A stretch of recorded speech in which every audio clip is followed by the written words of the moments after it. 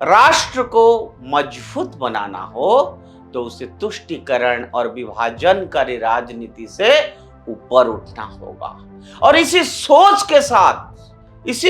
के साथ श्री मुखर्जी ने 1951 में भारतीय जनसंघ की स्थापना की, जो आगे चलकर भारतीय जनता पार्टी बनी। डॉक्टर श्यामा प्रसाद मुखर्जी केवल एक राजनेता नहीं थे, वह आधुनिक भारत के वैचारिक योद्धा थे। मानो पश्चिम बंगाल की राजनीति में आज जो दृश्य दिखाई दे रहा है वह केवल सत्ता परिवर्तन का क्षण नहीं है, बल्कि एक ऐतिहासिक चक्र की पूर्णता का प्रतीक है। वो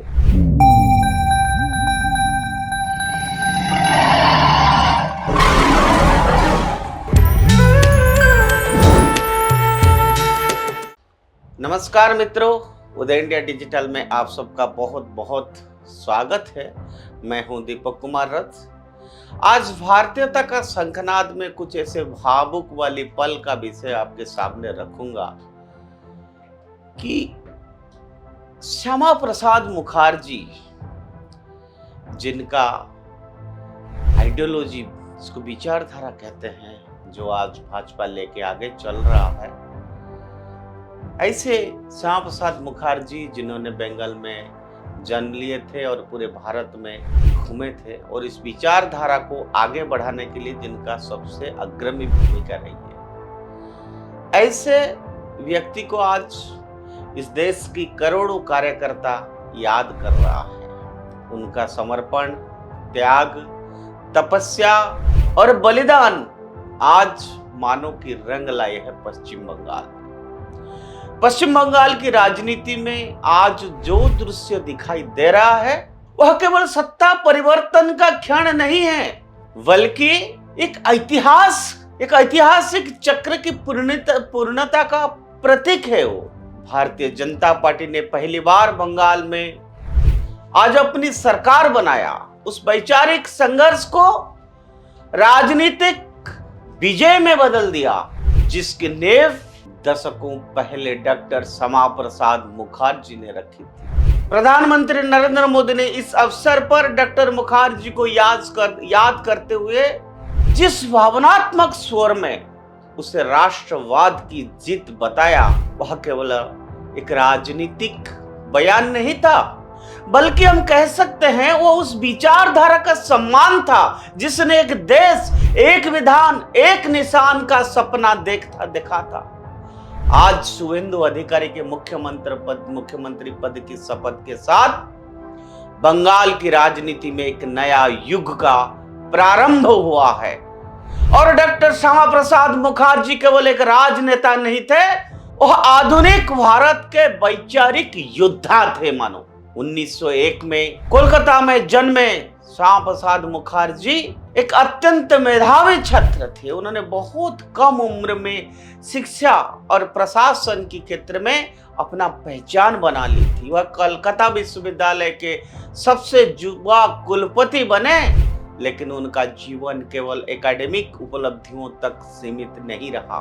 देश के विभाजन, सांप्रदायिक राजनीति और राष्ट्र की एकता पर मंडराते खतरे को उन्होंने राजनीति में उतरने को प्रेरित किया। समाज को उन्होंने महसूस किया कि भारत की आत्मा उसकी सांस्कृतिक एकता में बसती है, और यदि राष्ट्र को मजबूत बनाना हो तो उसे तुष्टीकरण और विभाजनकारी राजनीति से ऊपर उठना होगा।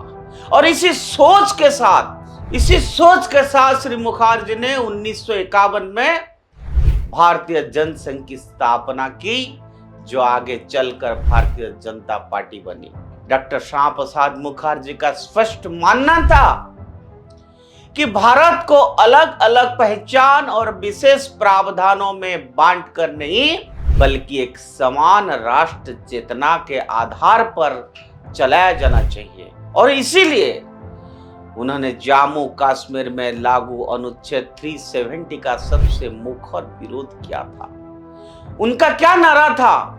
एक देश में दो विधान, दो प्रधान और दो निशान नहीं चलेंगे। यह केवल एक राजनीतिक नारा नहीं था, बल्कि राष्ट्र की अखंडता के लिए उनका एक संकल्प था। उनका जीवन जितना प्रेरणादायक था, उसकी मृत्यु उतनी ही पीड़ादायक और रहस्यमय रही। 1953 में जब वे जम्मू कश्मीर में प्रवेश कर रहे थे, तब उनको गिरफ्तार कर लिया गया। जेल में उनकी तबीयत बिगड़ी और रहस्यमय परिस्थितियों में उनका निधन हो गया। देश आज भी उस बलिदान को याद करता है, नमन करता है डॉक्टर मुखर्जी को। डॉक्टर मुखर्जी ने सत्ता के लिए नहीं, बल्कि भारत की एकता के लिए अपने प्राण न्यौछावर किया। और यही कारण है कि आज जब आर्टिकल 370 हट चुका है, कश्मीर पूरी तरह भारतीय संविधान के दायरे में आ चुका है और एक राष्ट्र एक संविधान का विचार वास्तविकता बन चुका है, तब भाजपा इसे डॉक्टर मुखर्जी के सपने की पूर्ति मानती है। आज बंगाल में भाजपा सरकार का गठन उस अधूरे संघर्ष को एक श्रद्धांजलि है जो उन्होंने शुरू किया था। पिछले कई दशकों में पश्चिम बंगाल ने राजनीतिक हिंसा, भ्रष्टाचार, उद्योगों की पलायन, बेरोजगारी का दर्द झेला है। कभी भारत का औद्योगिक और सांस्कृतिक नेतृत्व करने वाला बंगाल धीरे धीरे राजनीतिक अराजकता का केंद्र बन गया था। वामपंथी शासन के लंबे दौर ने उद्योगों को कमजोर किया, जबकि बाद के वर्षों में ममता बनर्जी की नेतृत्व वाली तृणमूल कांग्रेस सरकार ने तुष्टीकरण, सिंडिकेट राज और हिंसा का सहारा लेके बंगाल को और तहस नहस ही कर दिया। आम बंगाली नागरिक भय, बेरोजगार और राजनीतिक हिंसा के बीच अपने गौरवशाली अतीत को याद करता था, सोनार बंगला को याद करता था। शिक्षित युवा राज्य छोड़कर दूसरे राज्यों में अवसर तलाशने में लगे। बंगाल जिसने कभी भारत को बंकिम चंद्र, सुभाष चंद्र बोस, रविंद्रनाथ, गुरुदेव रविंद्रनाथ टैगोर दिए थे, वही बंगाल राजनीतिक संघर्षों और सामाजिक विभाजन में उलझ गया था मित्रों। और ऐसे माहौल में भाजपा का उदय केवल चुनावी सफलता नहीं कहा जा सकता है, बल्कि जनता की मनोवैज्ञानिक प्रतिक्रिया भी है। बंगाल की जनता ने पहली बार यह संकेत दिया कि वो वैचारिक परिवर्तन चाहती है। भाजपा ने अपने अभियान में राष्ट्रवाद, विकास, सांस्कृतिक गौरव और राजनीतिक हिंसा से मुक्ति का मुद्दा उठाया। शुभेंदु अधिकारी ने नंदीग्राम से लेकर पूरे बंगाल तक जिस प्रकार संघर्ष किया, उसने उन्हें भाजपा के सबसे बड़े नेताओं में बदल दिया। कभी ममता बनर्जी के करीबी रहे शुभेंदु अधिकारी ने सत्ता और सुविधा छोड़कर वैचारिक लड़ाई चुनी।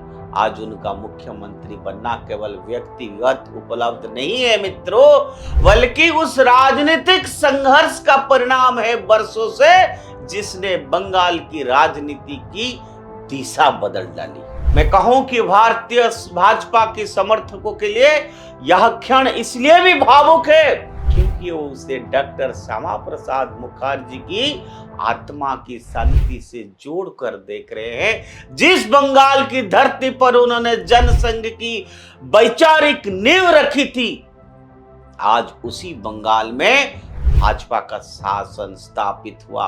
यह केवल सत्ता प्राप्ति नहीं मित्रों, बल्कि वैचारिक मोक्ष का क्षण है। मैं फिर से कहता हूं, यह वैचारिक मोक्ष का क्षण है। यह ऐतिहासिक अन्याय के अंत का क्षण है और उस जगह जहां राष्ट्रवाद की आवाज को दशकों तक दबाया गया है। अब सबसे बड़ी चुनौती इस ऐतिहासिक जीत को सुशासन में बदलने की होगी। बंगाल की जनता केवल राजनीतिक परिवर्तन नहीं, बल्कि आर्थिक पुनर्जागरण, उद्योगों की वापसी, रोजगार, सुरक्षित समाज और सांस्कृतिक पुनर्जागरण की उम्मीद कर रही है। यदि भाजपा इन अपेक्षाओं पर खरी उतरती है तो बंगाल एक बार फिर सोनार बंगला बन जाएगा और भारत के अग्रणी राज्यों में शामिल हो सकता है।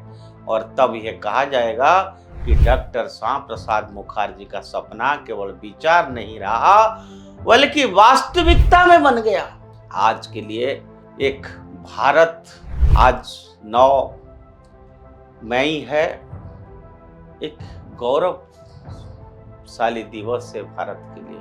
मित्रों, हम सबको अनुरोध करेंगे, सब कुछ भूल के, सब कुछ छोड़ के, आज जो जनता ने जनादेश दिया है उसको एक पॉजिटिव दिशा में लेके एक विकसित बंगाल की दिशा में इस सरकार को आगे चलना पड़ेगा। और हमने ही उदय इंडिया में लिखा था, हमारा पीछे अंक में, क्या श्यामा प्रसाद मुखर्जी का सपना पूरा हो पाएगा, ऐसा हमने क्वेश्चन मार्क लगाया था। लेकिन आज हम उदय इंडिया का जो अंक हम जो छापने जा रहा है हमारा, हमने लिखा कि आज पंडित श्यामा प्रसाद मुखर्जी का सपना साकार हुई। आज के लिए इतना। उदय इंडिया से जुड़िए। जय हिंद, जय बंगला, जय भारत।